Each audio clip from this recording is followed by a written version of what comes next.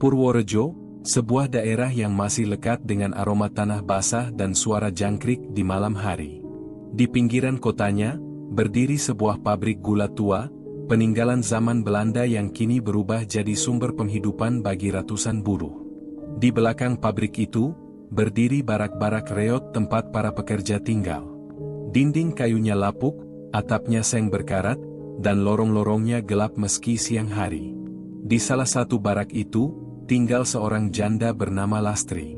Usianya baru menginjak 38 tahun, tapi wajahnya masih segar seperti wanita berumur 25. Kulitnya halus, tubuhnya ramping, dan senyumannya seringkali bikin para lelaki di pabrik lupa diri.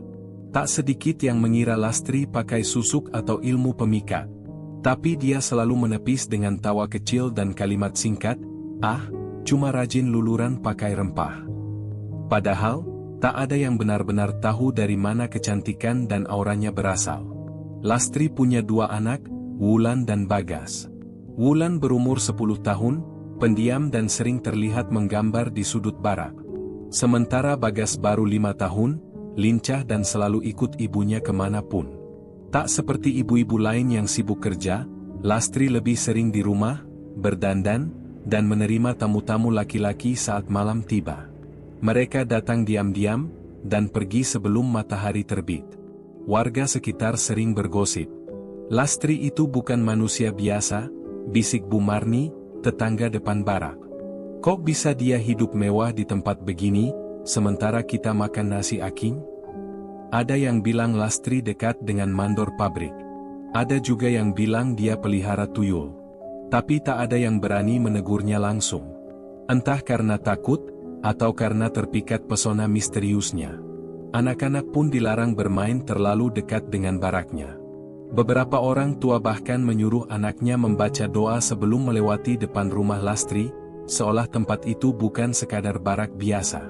Malam-malam di barak Lastri selalu aneh. Lampu minyak di rumahnya tak pernah padam. Asap kemenyan sering tercium samar dari celah-celah papan. Kadang terdengar suara orang tertawa pelan, kadang suara tangis seperti anak kecil. Tapi keesokan harinya, Lastri selalu keluar rumah dengan wajah cerah, seolah tak ada yang terjadi. Lastri bukan asli Purworejo. Konon dia datang dari Jawa Timur, bawa 2 anak dan 1 koper besar. Tak pernah ada cerita soal suaminya. Hanya kabar simpang siur kalau dia dulu tinggal di pesantren, tapi dikeluarkan karena sesuatu yang tak jelas. Beberapa bilang suaminya meninggal karena sakit aneh, ada juga yang percaya kalau dia lari karena Lastri bukan wanita biasa. Kini, 5 tahun sudah dia tinggal di barak itu. Anak-anaknya tumbuh, tapi sikap Lastri tak berubah. Dia tetap muda, tetap cantik, dan tetap diselimuti misteri. Yang berubah hanya satu, Wulan mulai sering sakit-sakitan, dan Bagas sering mengigau di malam hari. Tapi Lastri tak tampak khawatir. Seolah-olah semua itu sudah jadi bagian dari rencananya. Dia hanya bilang, anak kecil memang suka mimpi aneh. Nanti juga sembuh sendiri. Hari-hari di pabrik gula itu berjalan lambat. Tapi bagi mereka yang tinggal dekat Lastri, waktu terasa lebih berat. Seperti ada beban yang gak terlihat. Para ibu mulai menjal. Para bapak makin sering memperhatikan Lastri diam-diam, seolah terhipnotis. Bahkan mandor pabrik pun pernah tertangkap basah mengantar beras dan daging ke baraknya, padahal jatah itu seharusnya untuk dapur umum buruh. Dan malam itu, untuk pertama kalinya, Wulan menggambar sesuatu yang membuat bulu kuduk Bu Marni berdiri. Selembar kertas berisi gambar ibunya berdiri di atas sesajen, dikelilingi api, dengan wajah yang bukan lagi Lastri, tapi sesuatu yang lebih menyeramkan. Matanya merah, mulutnya penuh taring, dan di bawah kakinya, tergolek sosok anak kecil dengan mata kosong. "Wulan, ini gambar siapa?" tanya Bu Marni pelan. "Itu ibu, tapi bukan ibu," jawab Wulan sambil menatap kosong ke dinding.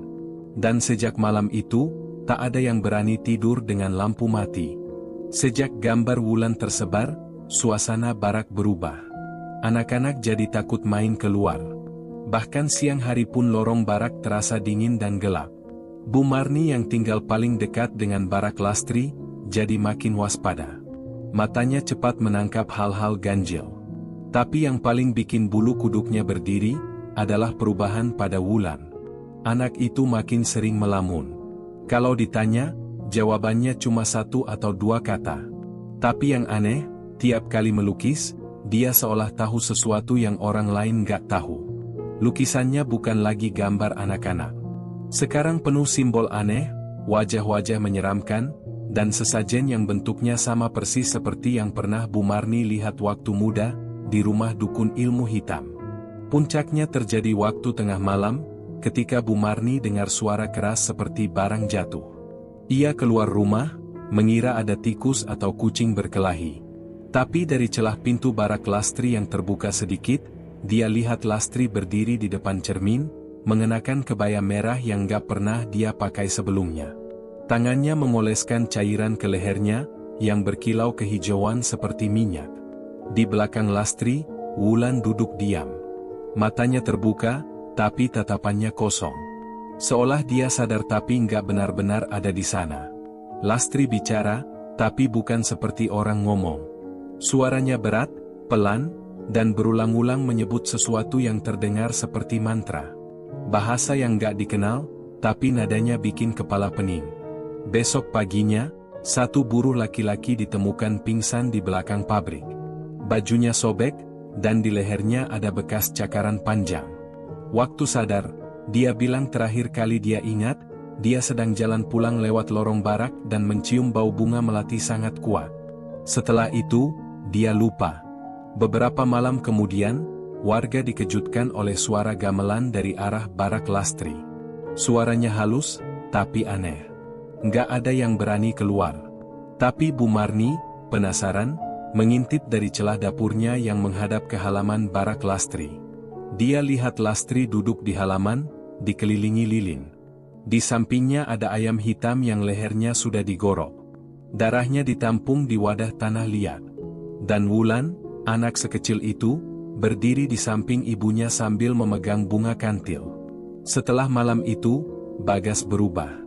Anak itu dulunya ceria, suka lari-lari. Sekarang pendiam. Suka menyendiri di pojokan, matanya kosong. Kadang dia ngomong sendiri. Sekali waktu, Bu Marni dengar dia bilang, "Ibu cantik karena aku diam.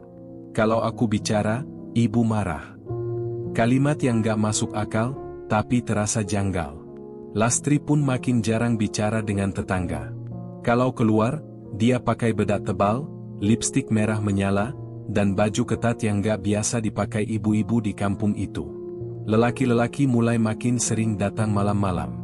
Tapi yang bikin warga tambah resah, mereka selalu keluar dengan muka pucat, bahkan ada yang muntah di jalan. Lalu datanglah malam ketika seorang ibu di barak mendengar pintu rumahnya diketuk. Saat dibuka, nggak ada siapa-siapa. Tapi di depan pintunya, ada bunga kantil segar dan seikat rambut anak kecil. Waktu dia ambil bunga itu, dia mencium bau amis yang menusuk. Sejak itu, anaknya demam tinggi, dan terus-terusan mengigau. Nama yang disebut cuma satu, Bu Lastri. Bu Lastri. Barak jadi seperti tempat yang ditinggal Tuhan. Dan semua ketidakwajaran itu, anehnya, bermula dari satu anak kecil, dan satu ibu yang terlalu cantik untuk tempat sebusuk itu. Seminggu setelah malam gamelan itu, suasana di barak mulai memanas. Warga jadi gampang curiga, saling bisik-bisik, bahkan beberapa mulai terang-terangan menyebut nama Lastri sebagai sumber masalah. Tapi Lastri tetap seperti biasa, tersenyum, berdandan, dan seolah nggak peduli apapun yang terjadi di sekitarnya. Wulan jadi pusat perhatian. Anak itu mulai nggak sekolah. Kata Lastri, dia sakit. Tapi beberapa warga pernah lihat Wulan di belakang barak, duduk di tanah sambil menggambar simbol aneh pakai ranting. Bagas pun makin menyedihkan. Tiap malam dia mimpi buruk, teriak-teriak, dan beberapa kali kabur dari baraknya sendiri, sampai ditemukan tidur di kandang ayam warga. Yang paling gelisah tentu Bu Marni. Dia merasa semuanya sudah kelewat batas. Apalagi setelah dia menemukan Wulan tengah malam duduk di depan rumahnya. Diam, matanya terbuka lebar, tapi dia nggak respon waktu dipanggil. Di pangkuannya ada boneka reot yang gak pernah Bu Marni lihat sebelumnya.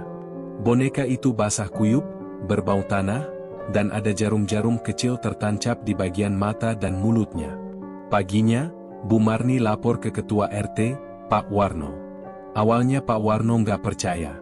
Tapi setelah dua warga lain, Pak Sugeng dan Bu Retno, mengaku hal serupa, barulah dia bertindak.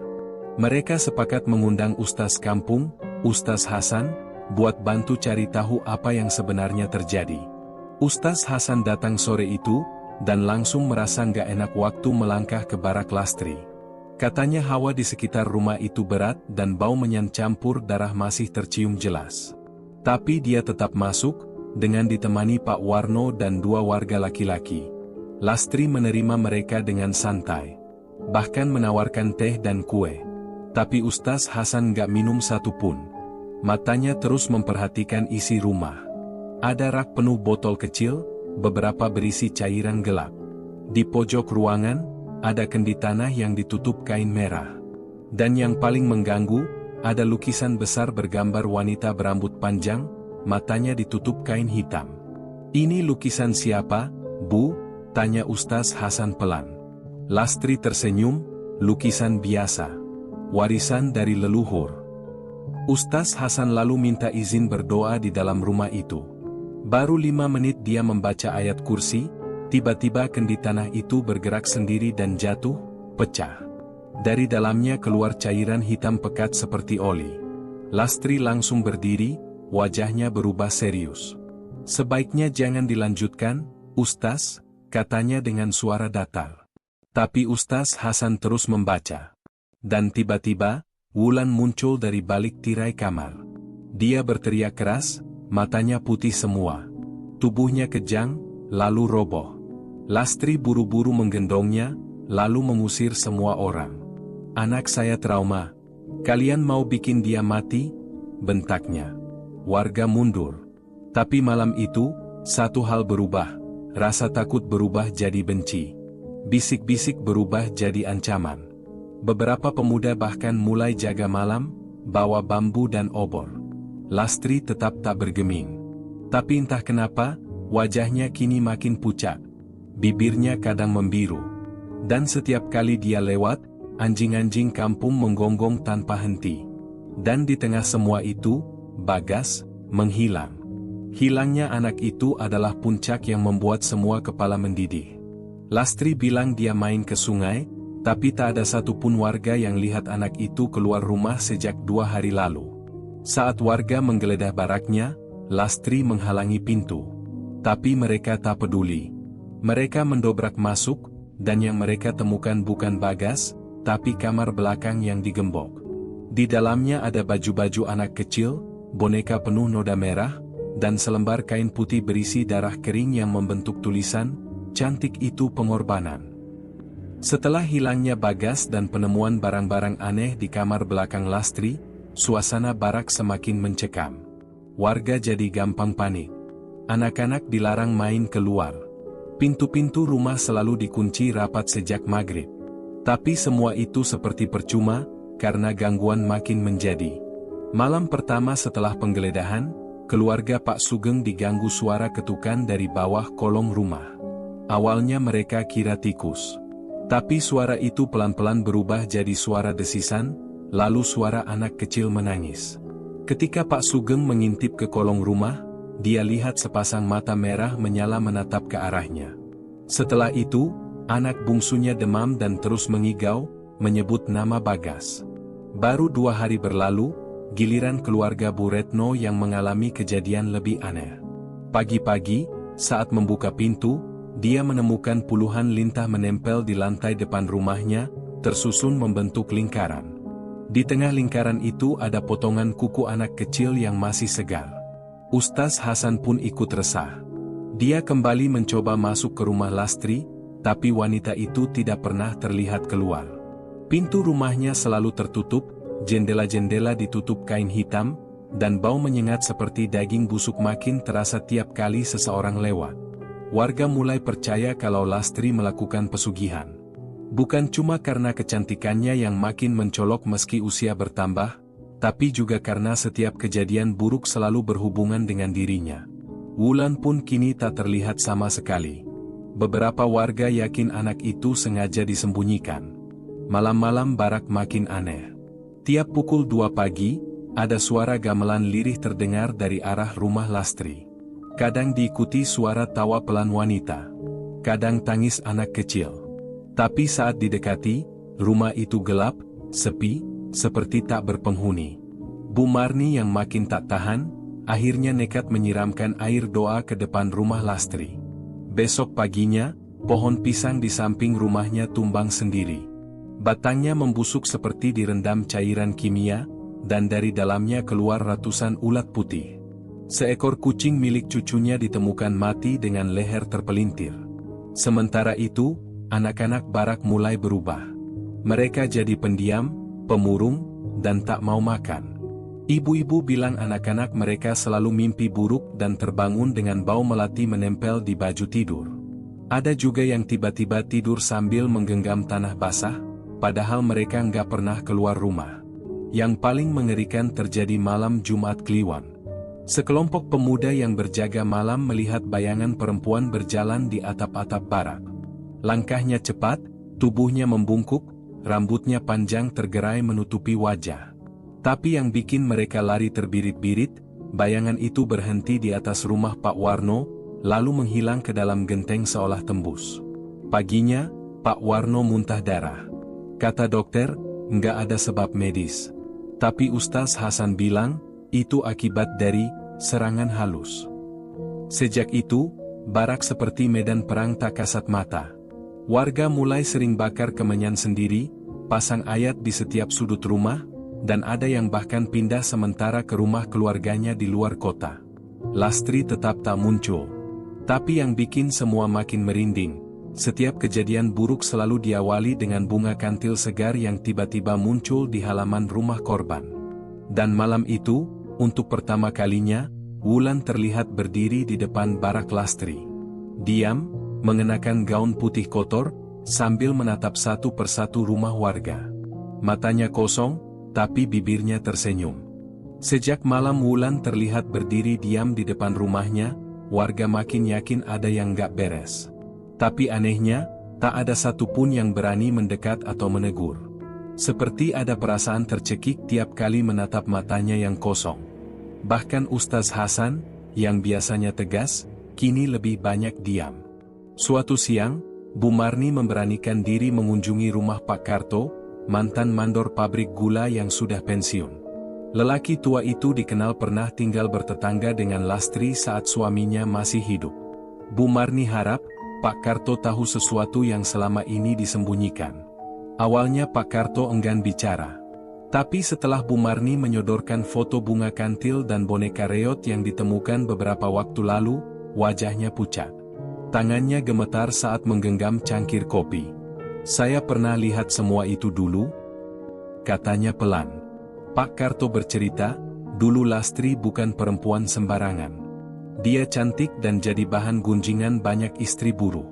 Katanya, Lastri sering pergi malam-malam, dan pulangnya selalu subuh, bawa kantong hitam dari arah hutan tepi sungai. Suaminya, Slamet, pernah ribut besar karena hal itu. Tapi sejak Slamet meninggal mendadak karena jatuh dari cerobong pabrik, Lastri berubah drastis. Rumahnya tertutup, dan dia jadi semakin awet muda. Yang bikin merinding, sebelum Slamet meninggal, dia sempat bilang ke Pak Karto bahwa dia mencium bau darah setiap malam saat tidur di sebelah Lastri. Bahkan pernah memergoki Lastri bicara sendiri di depan cermin sambil memegang rambut dan kuku milik anak-anak mereka. Waktu itu, saya pikir Slamet stres kerja. Tapi sekarang, saya yakin dia tahu sesuatu yang gak seharusnya dia lihat, ujar Pak Karto. Bu Marni makin yakin bahwa Lastri memang melakukan pesugihan. Tapi bukan pesugihan biasa. Ada unsur pengorbanan darah keluarga. Mungkin itu sebabnya kenapa wajah Lastri selalu segar, seolah tak termakan usia. Dan kenapa Wulan serta Bagas terlihat makin kurus dan aneh. Sore harinya, Bu Marni kembali ke Barak dan langsung menemui Ustaz Hasan. Bersama beberapa warga yang masih berani, mereka sepakat untuk mengadakan pengajian kecil di tengah barak, berharap bisa meredam gangguan. Tapi malam itu, saat pengajian berlangsung, angin tiba-tiba bertiup kencang. Lampu padam. Dari kejauhan terdengar suara tangisan panjang seperti ditarik dari perut bumi. Salah satu ibu pingsan. Dan dari arah rumah Lastri, tampak cahaya merah menyala dari balik jendela. Ustaz Hasan segera menuntaskan doa, dan suasana perlahan tenang. Besok paginya, halaman rumah Lastri penuh dengan jejak kaki anak-anak.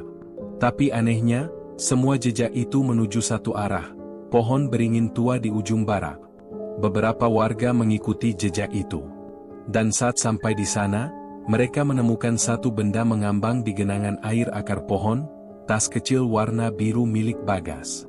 Di dalamnya ada mainan mobil, dan selembar kertas bergambar wanita tanpa wajah, dengan tulisan tangan anak-anak, "Ibu jangan ambil aku." Saat itu juga, semua yang hadir tahu, misteri ini bukan sekadar gangguan biasa. Tapi mereka juga sadar, belum semuanya terungkap. Dan Lastri tetap menghilang, seolah tak pernah tinggal di barak itu. Setelah penemuan tas Bagas di bawah pohon beringin, warga barak benar-benar ketakutan.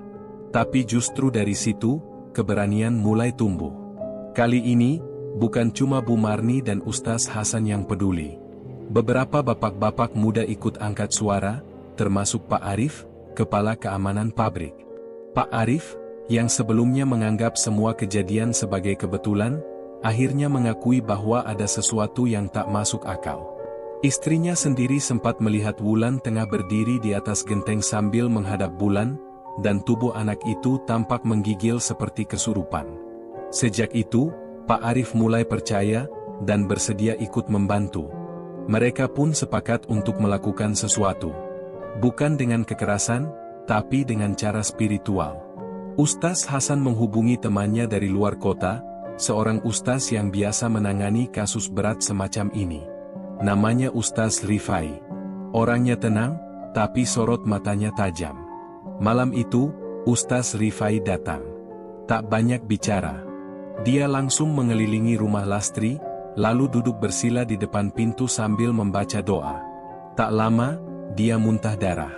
Kata beliau, rumah itu sudah jadi sarang jin dari jenis yang sangat kuat, bukan jin biasa, tapi jin hasil tumbal keturunan. Seseorang di sini telah menyerahkan darah keturunannya demi kekuasaan, kecantikan, dan kenikmatan dunia. Dan mereka sudah terlalu lama hidup berdampingan, ujar Ustaz Rifai. Untuk melawan itu, butuh upaya lebih. Maka mereka pun mulai mempersiapkan pengusiran. Setiap rumah diberi air doa. Anak-anak dikumpulkan di musola kecil agar tak kena pengaruh. Ibu-ibu diminta tak keluar rumah saat malam. Sementara itu, Bu Marni dan Pak Arif mengumpulkan benda-benda aneh yang pernah ditemukan, boneka reot, bunga kantil, kuku kecil, dan kain berisi darah beku. Semua disimpan di kotak besi, lalu dikubur dalam tanah sambil dibacakan doa pemutus. Namun, sejak pengusiran itu direncanakan, gangguan meningkat. 3 warga kerasukan dalam satu malam. Mereka semua mengaku melihat ibu cantik, memanggil dari dalam cermin, menawarkan kehidupan yang lebih enak asal mereka mau menyerahkan sesuatu. Salah satu dari mereka bahkan sempat hampir membakar rumah sendiri. Wulan, yang tadinya menghilang, tiba-tiba muncul di musola saat anak-anak sedang mengaji. Dia hanya berdiri di depan pintu, matanya tajam, menatap satu persatu anak di dalam. Tapi sebelum dia sempat masuk, Ustaz Rifai datang dan menyiramkan air doa ke arah gadis itu. Wulan berteriak kencang dan langsung lari masuk ke rumah Lastri. "Kita harus bertindak malam ini juga," kata Ustaz Rifai. "Kalau tidak, akan ada nyawa lain yang jadi korban." Malam itu, mereka kumpulkan semua keberanian. Belasan warga berdiri mengelilingi rumah Lastri, membaca ayat-ayat suci. Tapi rumah itu justru seperti hidup. Pintu bergetar sendiri, jendela terbuka lalu menutup keras. Bau amis tercium sampai radius belasan meter. Lastri belum terlihat. Tapi suara tawa pelan, tawa wanita yang mengerikan, terdengar dari balik dinding. Dan dari celah pintu, samar-samar terlihat kaki kecil berdarah, melangkah mundur ke dalam kegelapan. Malam itu, langit di atas barak pabrik gula seperti tertutup kabut hitam pekat. Bulan tak terlihat sama sekali. Angin berhenti, dan udara jadi panas menusuk kulit, seolah ada sesuatu yang besar sedang turun ke bumi. Warga berkumpul di musola kecil, wajah-wajah pucat, mata tak berkedip menatap ke arah rumah Lastri. Ustaz Rifai berdiri paling depan, memegang tasbih dan sebotol air doa. Di belakangnya, Pak Arif, Bu Marni, dan beberapa lelaki muda siap dengan senter dan kayu panjang yang sudah dililitkan ayat-ayat suci. Tepat pukul 11 malam, terdengar suara tangisan anak kecil dari dalam rumah Lastri. Tapi tangisan itu tidak biasa. Terdengar berat, seperti berasal dari dasar sumur. Tangisan berubah menjadi jeritan, lalu suara wanita tertawa keras seperti sedang mengejek semua yang datang. Pintu rumah Lastri terbuka sendiri. Tidak ada yang muncul, hanya angin panas yang menyembur keluar dari dalam. Ustaz Rifai memberi aba-aba. Mereka pun masuk perlahan. Di dalam rumah, semuanya gelap. Tapi dari arah kamar, ada cahaya merah menyala. Bau anyir makin tajam. Lantai penuh coretan aneh yang seperti digores menggunakan darah. Di dinding terpaku beberapa foto anak-anak yang sudah disobek wajahnya. Salah satunya adalah foto Bagas. Tiba-tiba, Wulan muncul dari balik pintu kamar. Tapi matanya hitam seluruhnya, tak ada bola mata. Tubuhnya gemetar, dan dari mulutnya keluar suara dua orang sekaligus. Pergi, tempat ini bukan milik kalian lagi. Bu Marni menjerit, tapi Ustaz Rifai tetap tenang.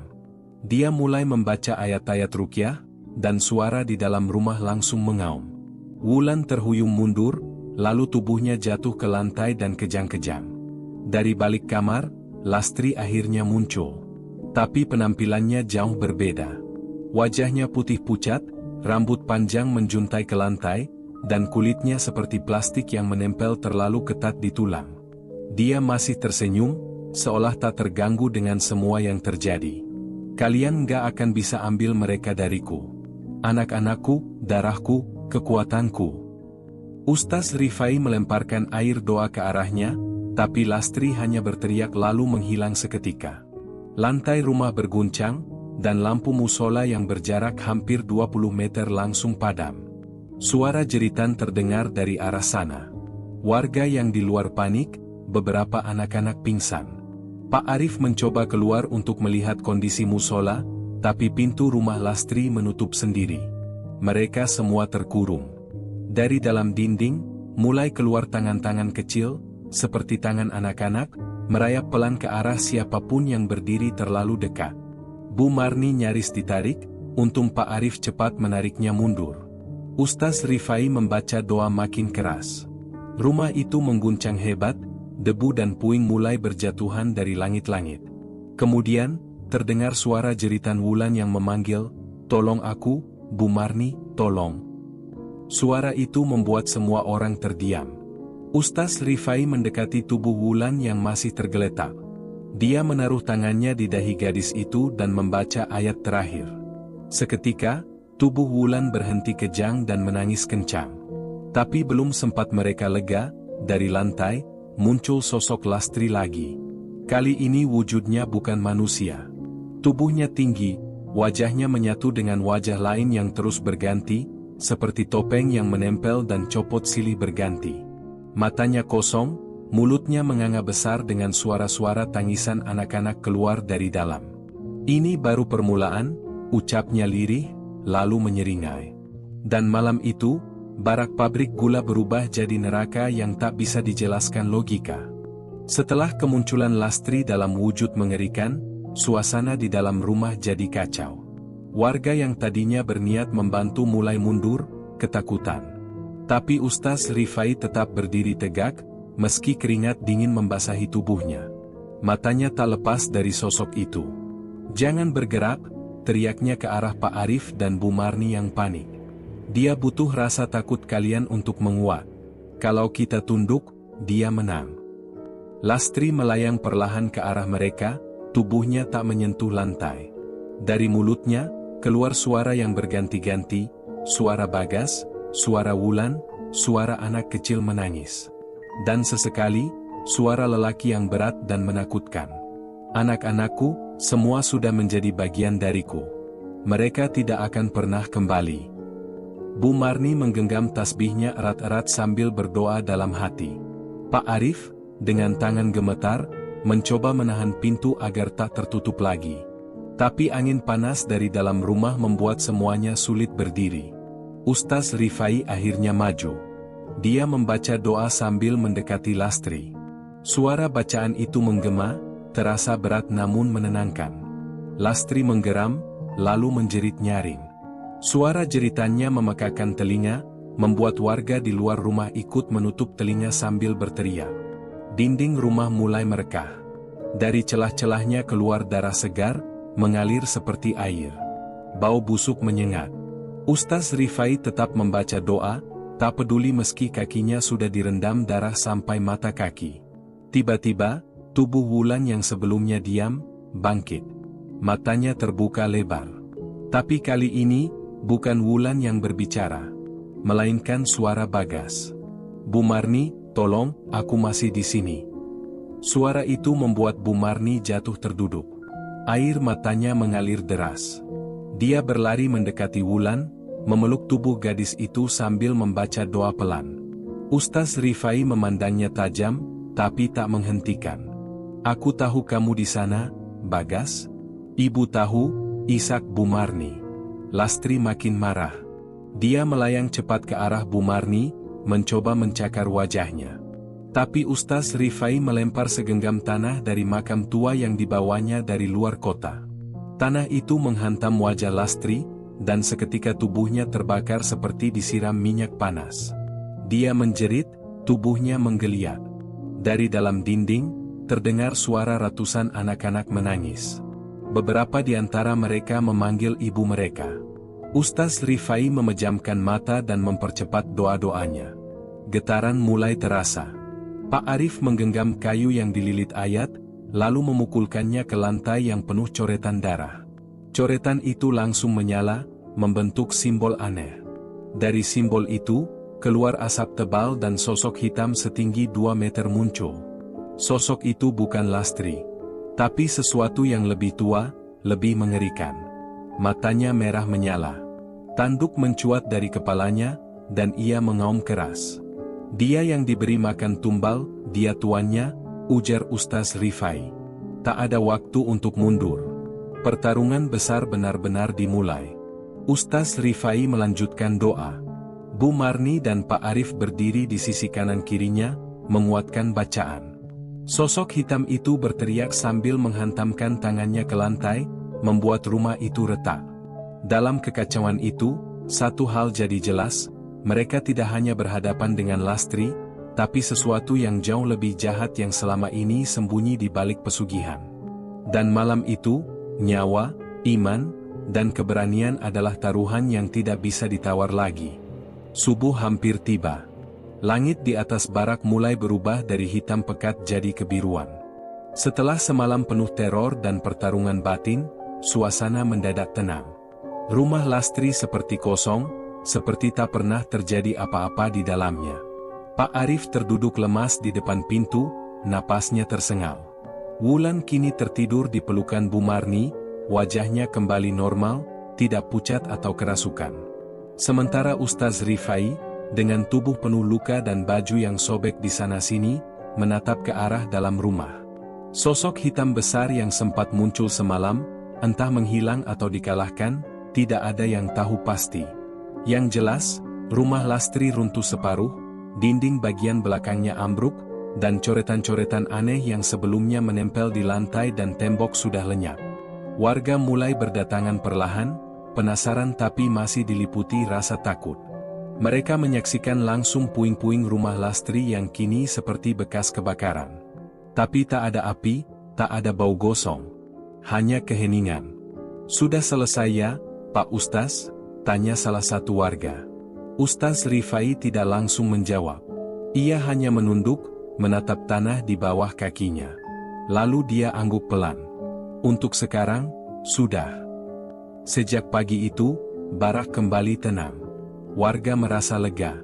Beberapa bahkan menggelar tumpengan kecil sebagai wujud syukur. Wulan mulai bisa bicara normal, meski masih terlihat lemas dan ketakutan. Ia tidak ingat banyak hal, hanya kilasan-kilasan gelap dan suara tangisan anak-anak. Pak Arif mulai membantu membersihkan reruntuhan rumah Lastri. Beberapa barang dibuang, sebagian dikubur. Di antara puing-puing itu, ditemukan boneka milik Bagas yang sudah hancur, dan sebuah lemari kecil berisi botol kaca dengan cairan hitam yang mengering. "Ini buatannya dia," ujar Pak Arif sambil menyerahkan botol itu ke Ustaz Rifai. Hari berganti minggu. Barak pabrik gula mulai terasa seperti dulu lagi. Anak-anak bermain, ibu-ibu menjemur pakaian sambil ngobrol. Kehadiran Lastri seakan cuma kenangan buruk yang perlahan terkubur waktu. Wulan kembali sekolah. Ia duduk sendiri di barisan paling belakang. Wajahnya masih menyimpan sisa trauma, tapi dia mencoba tegar. Bu Marni selalu mengantar dan menjemput, tak pernah lepas dari Wulan meski hanya sedetik. Ustaz Rifai sesekali datang ke barak, hanya untuk memastikan semuanya aman. Dia juga menandai beberapa sudut rumah warga dengan doa pelindung. Tapi jauh di dalam hati, dia tahu, sesuatu belum beres. Malam-malam tertentu, ia masih bermimpi didatangi sosok Lastri. Senyumnya yang mengerikan, matanya yang kosong, dan kata-katanya, "Ini belum selesai, Ustaz. Aku cuma menunggu giliran." Tapi Ustaz Rifai memilih diam. Ia tak ingin warga kembali dilanda kepanikan. Apalagi sekarang suasana sudah membaik. Namun, ada satu hal yang terus mengganggu pikirannya. Sesuatu yang ia temukan di puing-puing rumah Lastri namun belum ia berani buka, sebuah buku lusuh berisi catatan ritual. Ditulis dengan huruf-huruf aneh dan gambar-gambar yang tak bisa dijelaskan. Buku itu kini disimpan di bawah kasur di rumahnya, terbungkus kain putih dan daun bidara. Tapi tiap malam, ia bisa mendengar suara dari buku itu. Seperti bisikan, mengajak, menantang. Dan pada suatu pagi, ketika Ustaz Rifai membuka jendela rumahnya, ia melihat bekas telapak kaki kecil penuh lumpur di teras.